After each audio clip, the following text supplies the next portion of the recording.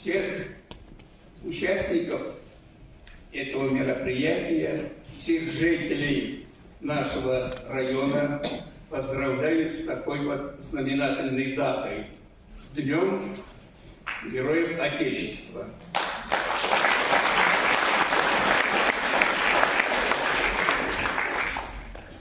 Со мной рядом вот стоит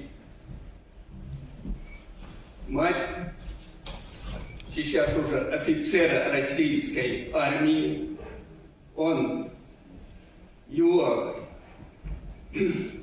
Ее сын начал быть защитником, героем почти уже.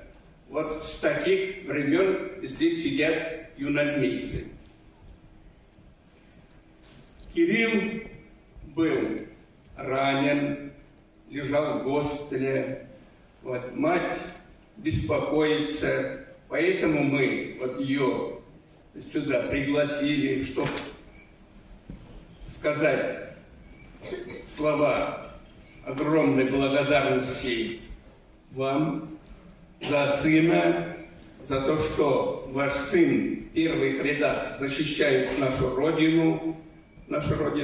Мы, ветераны, юноармейцы, не забываем вашего сына, как и других участников специальной военной операции, поддерживаем связь, благодарим их за защиту нашего Отечества и уверены, что они вернутся с победой, и победа будет за нами. Спасибо за вашего сына. И как вот доказательство хочу прочесть слова вашего сына. Ответ Кирилла Корнякова.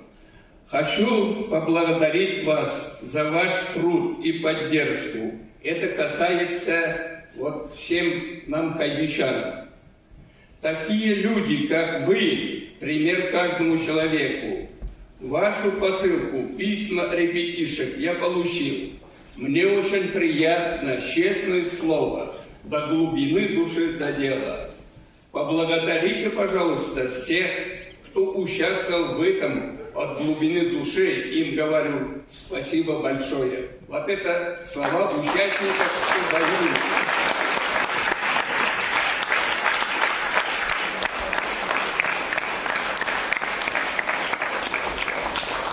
Еще раз всех с праздником. Победа будет за нами. Честь имею.